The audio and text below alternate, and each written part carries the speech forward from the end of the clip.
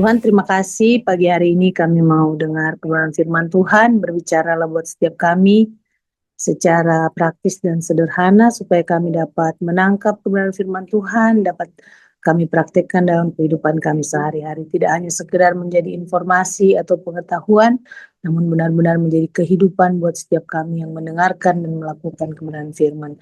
Urapi hamba-Mu dan urapi kami semua yang mendengarkan pagi hari ini. Dalam nama Yesus kami sudah berdoa mengucap syukur, haleluya, amin. Ya, shalom, selamat pagi Bapak Ibu yang terkasih dalam Tuhan. Salam sejahtera buat kita semua. Bangun, bangun, bangun. Ya, terima kasih sekali lagi buat kepercayaan untuk saya sharing kebenaran firman Tuhan. Pagi hari ini tema besar kita masih berbicara tentang persevering in love atau bertekun dalam kasih, ya. Dan ayat pokok kita pagi hari ini ada di 1 Korintus 13 ayat 7. Firman Tuhan sana berkata, ia menutupi segala sesuatu, percaya segala sesuatu, mengharapkan segala sesuatu, sabar menanggung segala sesuatu. Ya, kita tahu bahwa kasih itu bukanlah kemarin Pak Nus sharing di KGC Jakarta ya, bahwa love itu not something but someone. Kasih itu bukan sesuatu tapi seseorang. Ya, dan kita sudah menerima banyak pengajaran setiap hari ya, dari Senin ini sudah hari Jumat ya, berbicara tentang kasih. Bagaimana kita bertekun dalam kasih. Dan firman Tuhan berkata, kasih itu menutupi segala sesuatu, percaya segala sesuatu, mengharapkan segala sesuatu, sabar menanggung segala sesuatu. Nah, berbicara tentang ketekunan, saya lihat artinya ya, ketekunan itu artinya adalah sikap bekerja keras, bersungguh-sungguh, dan rajin untuk mencapai sesuatu, ya. Termasuk kemampuan untuk terus berusaha meskipun menghadapi kesulitan atau kegagalan. Ini berarti menyelesaikan apa yang telah dimulai, tetap teguh pada tujuan, dan belajar dari kesalahan untuk mencoba lagi. Ya, Bapak Ibu. Sorry, maaf. Apa ini suara yang di belakang ini masuk ke dalam, Bapak Ibu? Ada suara anjing soalnya di belakang ini. Sorry ya. Aman, Kak. Hah? Masuk ya? Enggak. Aman, Oh, Kak, aman, Kak. Oke. Lanjut ya.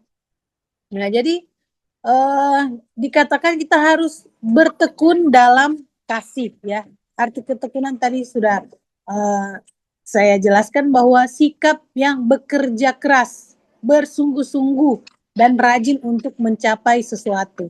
Ya, jadi kenapa kita harus bertekun dalam kasih? Karena kasih itu sendiri kan kita sudah tahu ya, yang dimaksud dalam 1 Korintus pasal 13 ini bukan kasih yang kasih kita manusia ini ya, tapi kasih, bicara tentang kasih agape ya kan, atau agapao, kasih yang tanpa syarat gitu.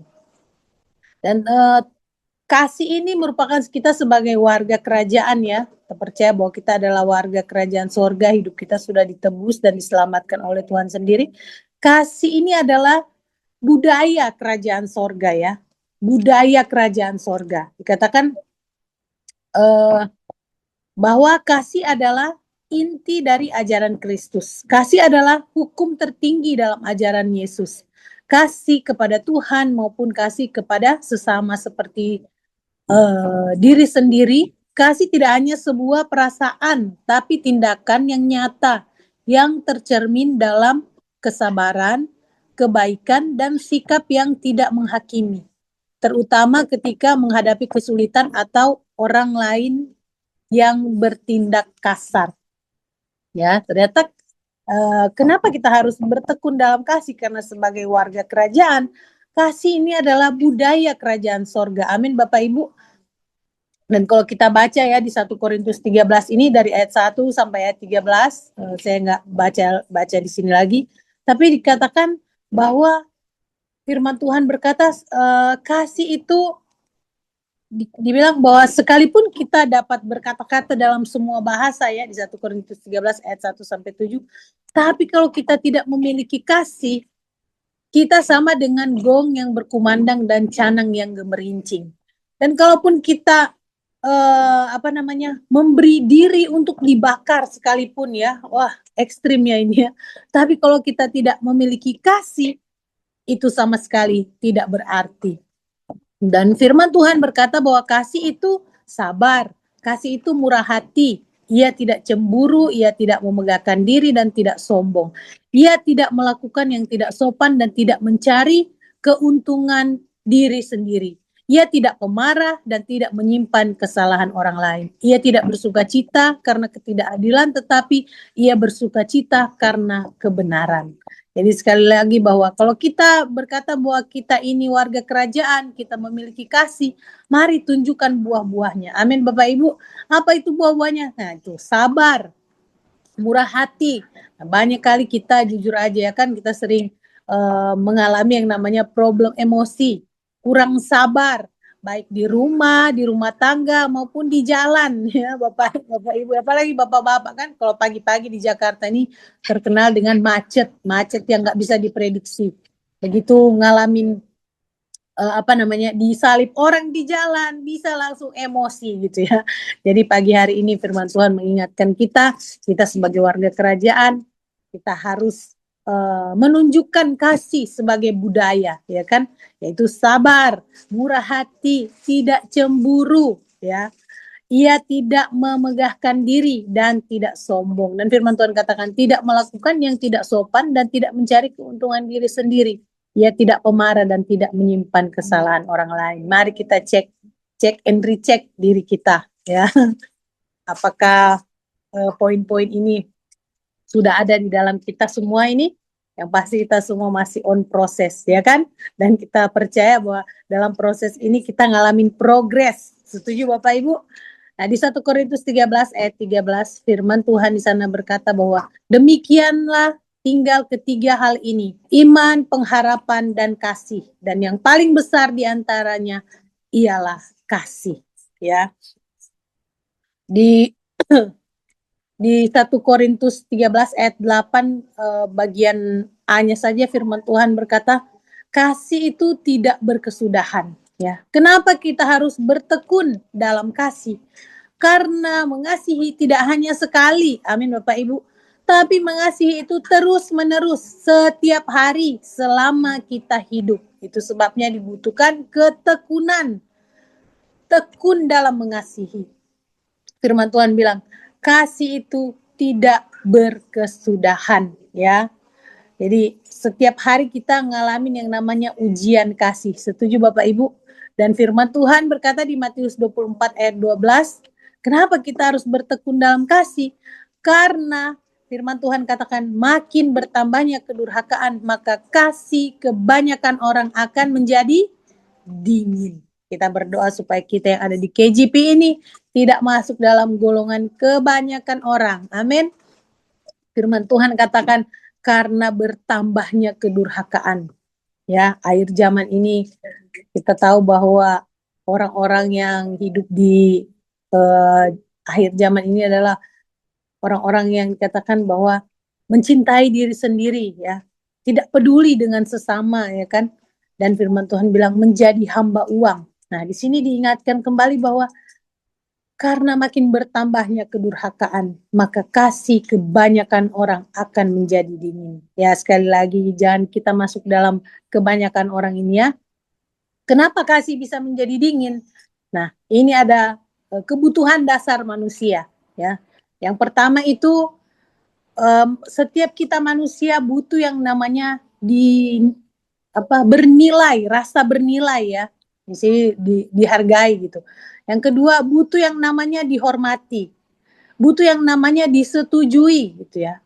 Terus apalagi disentuh. Dalam hal ini bukan berbicara tentang hubungan seks ya, tapi pelukan ya kan, pegangan tangan, itu bicara sentuhan gitu. Waktu pasangan kita lagi down, kita memberikan pelukan hangat, nah itu bicara tentang kebutuhan. kebutuhan yang harus kita penuhi ya. Dan yang kelima, butuh yang namanya rasa diperhatikan, diterima, merasa penting. Terus apalagi? Dipuji ya, diakui. Dan yang ke-10 itu terhubung ya, dihubungi, terhubung. Terus dilibatkan, dan yang terakhir merasa aman. Ada 12 kebutuhan ya, kebutuhan dasar manusia. Kenapa kasih menjadi dingin dalam rumah tangga? Karena baik istri maupun suami sudah merasa tidak dihargai. Benar nggak Bapak Ibu? Merasa apalagi? Tidak dihormati, ditraktir. Merasa tidak dihormati sebagai pasangan ya. Terus apalagi? Apa-apa ngambil keputusan sendiri, tidak butuh lagi persetujuan dari pasangan. Terus disentuh, diperhatikan ya, lebih perhatikan orang lain daripada pasangan sendiri. Terus apa? Diterima ya. Dan yang membuat kasih juga menjadi dingin dalam rumah tangga karena merasa nggak penting lagi ya, baik suami maupun istri berasa udah tidak penting gitu ya, udah menikah apalagi udah menikah puluhan tahun, udah berasa nggak penting lah ngasih kabar, nggak penting lah harus mesra-mesra, udah nggak penting, udah tahu, udah saling tahu ya. Terus apalagi udah nggak pernah memberi pujian ya kan, istri mau masak asin kek, kurang garam kek apa kek, udah nggak pernah dipuji. Udah biasa ya. Nah itu sebabnya mari pagi hari ini kita mau kita mau berbenah ya, memperbaharui apa yang harus kita perbaharui. Dan ada satu quote ya, dikatakan bahwa kita akan kehilangan apa yang kita tidak hargai dalam hidup. Mari kita sebagai pasangan, suami istri, ataupun dalam berjemaat, dalam kita bekerja, kita memberi penghargaan ya, memberi nilai terhadap apa yang kita punya hari-hari ini ya. Memberi nilai terhadap hubungan, bukan cuma hubungan suami istri, tapi hubungan kekeluargaan ya kan, hubungan persahabatan dalam berjemaat, kita beri nilai ya. Dan kalau kebutuhan dasar ini terpenuhi, kita akan dapat berfungsi dengan baik Bapak Ibu. Setuju? Nah, bagaimana kita bisa bertekun dalam kasih? Yaitu yang pertama, mengasihi dengan iman. Amin Bapak Ibu. Karena tanpa iman, kemarin Pak Nus bilang, kasih, iman tanpa kasih itu nekat ya. Sebabnya mengasihi dengan iman. Kenapa kita mengasihi dengan iman? Karena dalam mengasihi kita butuh yang namanya mengampuni ya. Kita tidak bisa mengasihi tanpa iman. Nah, dan kemarin kita sudah bahas bahwa iman itu adalah dasar dari segala sesuatu. Katakan di 2 Petrus 1 ayat 5 sampai 7 ya, kita harus menambahkan di atas. Justru karena itu kamu harus dengan sungguh-sungguh berusaha untuk menambahkan kepada imanmu kebajikan, dan ujung-ujungnya bicara tentang kasih, kasih kepada saudara-saudara dan kasih kepada semua orang. Jadi sekali lagi dibutuhkan iman untuk kita bertekun dalam kasih ya, karena iman adalah dasar, iman yang mendasari semuanya. Dan yang kedua, mengasihi tanpa syarat. Nah ini udah dibahas ya, beberapa hari ini kita sudah mendengar bahwa mengasihi itu tanpa syarat. Sama seperti kita sudah dikasihi oleh Bapa, oleh Tuhan Yesus sendiri.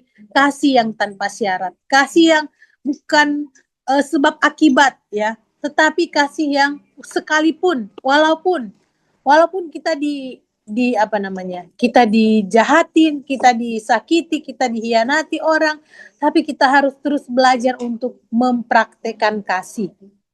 Di Yohanes 3 ayat 16 firman Tuhan berkata bahwa ini udah ayat hafalan lah ya, udah orang bilang udah khatam. Karena begitu besar kasih Allah akan dunia ini ya, sehingga ia telah mengaruniakan anaknya yang tunggal supaya setiap orang yang percaya kepadanya tidak binasa melainkan beroleh hidup yang kekal. Dan di Roma 5 ayat 8 firman Tuhan berkata bahwa akan tetapi Allah menunjukkan kasih-Nya kepada kita oleh karena Kristus telah mati untuk kita ketika kita masih berdosa, bukan ketika kita sudah rajin pelayanan, ketika kita sudah hidup baik, ketika kita sudah rajin memberi perpuluhan, ketika kita sudah rajin komsel, apalagi ketika kita sudah rajin KJP ya. Enggak ya Bapak Ibu, ditulis di firman Tuhan berkata bahwa kita ini sudah dikasihi bahkan waktu kita masih berdosa. Jadi kita harus mengasihi sama seperti Yesus mengasihi kita tanpa syarat ya. Bukan karena apa yang dia buat. Karena kamu mengasihi saya, oke saya mengasihi kamu. Tapi kalau kamu menjahati saya lebih jahat dari kamu. Nah, itu bukan kasih yang Tuhan mau, bukan kasih agape. Ya kan? Kasih agape. Agape itu adalah kasih yang walaupun sekalipun, namun jujur Bapak Ibu pada prakteknya, susah ya kan? Tidak gampang, nggak semudah ngomong. Waktu kita dijahatin orang, respon kita apa? Kita pingin jahatin balik, bener nggak? Waktu kita ditipu orang, kita pingin orang itu juga merasakan, lu berani-beraninya tipu gue, lu belum tahu siapa gue ya kan? Nah, dalam hubungan suami istri, kalau lu sekali aja ya, sekali selingkuhin gue balas berkali-kali lipat. Wah, itu kita nggak ada bedanya dengan dunia. Amin, Bapak Ibu. Ingat bahwa kasih itu adalah budaya kerajaan. Jadi sekalipun kita di apa namanya, dijahatin orang, kita di hal-hal yang tidak baik lah menimpa dalam hidup kita. Mari kita belajar untuk mempraktekkan kasih, ya. Apalagi dalam hubungan suami istri ya, banyak kali shit. Banyak kali apa yang kita harapkan tidak seperti yang kenyataan ya kan. Tapi jangan berhenti mempraktekkan kasih. Sekalipun kita merasa dilukai, merasa disakiti, ya ingat bahwa Tuhan sudah lebih dulu mengalaminya. Ya, kalau kita bilang,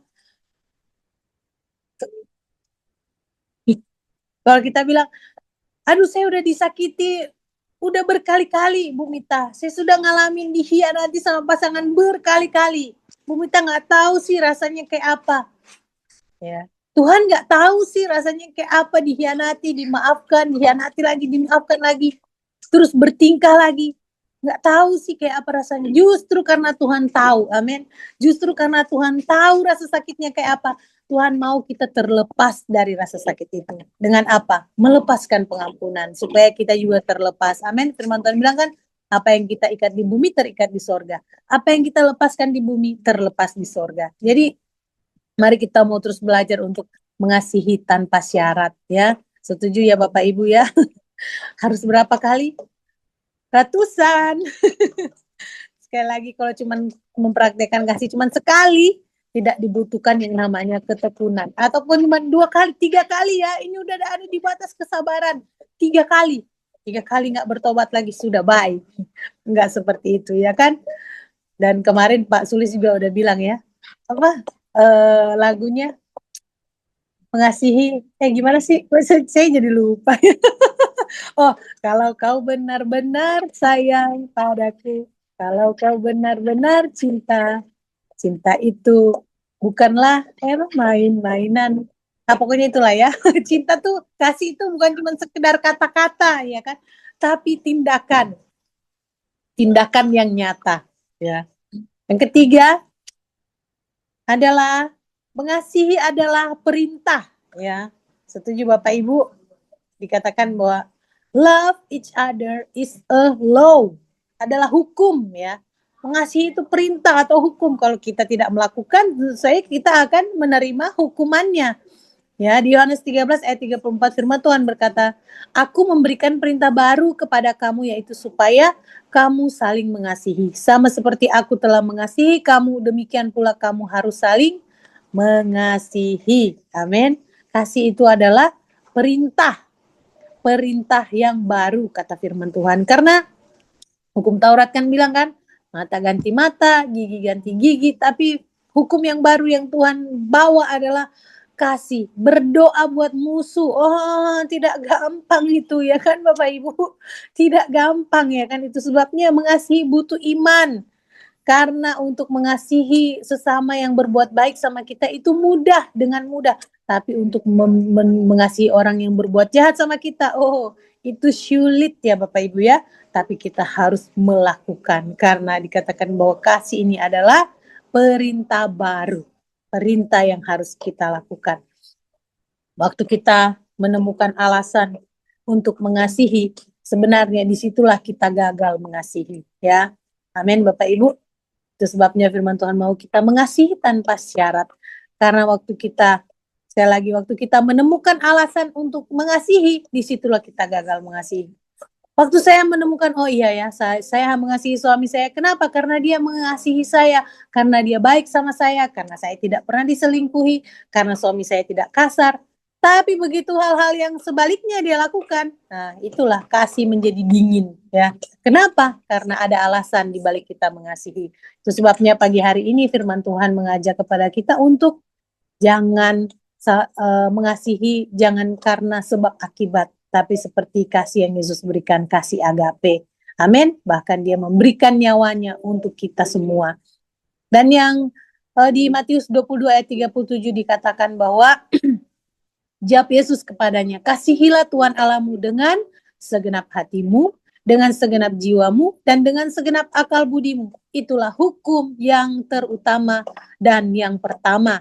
Dan hukum yang kedua yang sama dengan itu ialah kasihilah sesamamu manusia seperti dirimu sendiri. Jadi bagaimana kita mengasihi sesama kita manusia?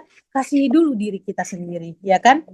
Jangan kita bilang kita mengasihi sesama, tapi kita nggak mengasihi diri kita sendiri. Bagaimana kita nggak mengasihi diri kita sendiri? Makan sembarangan, ya kan? Makan yang enak-enak. Nah, hari ini kita lagi puasa ya. Selamat menunaikan ibadah puasa buat yang menjalankannya. Jadi hal-hal yang baik yang harus kita masukkan dalam diri kita, ya. Jangan kita simpan kepahitan, ya. Simpan kekecewaan, simpan sakit hati. Dan kita berkata bahwa kita mengasihi. Sementara di dalam hati kita masih terluka, banyak luka yang kita bawa. Itu sebabnya pagi hari ini kita mau terus membereskan hati kita ya Bapak Ibu ya. Jangan bawa apa yang tidak perlu dibawa. Kayak saya nih beresin gudang gitu ya di belakang. Barang udah numpuk banyak banget, ternyata apa? Sampah semua. Jadi begitu dikeluarin, ruangan jadi terasa luas gitu ya. Nah begitupun dengan kehidupan kita, ternyata di hati kita ini, karena hati kan adalah perbendaharaan hidup kita ya. Rasanya kok nggak bisa mengasihi, karena kenapa? Terlalu banyak sampah yang kita simpan. Kenapa kita tidak bisa mengasihi pasangan kita? Yang kita lihat minusnya terus ya, kekurangannya terus. Karena apa? Udah banyak sampah, kepahitan, kekecewaan yang kita simpan dalam hati kita.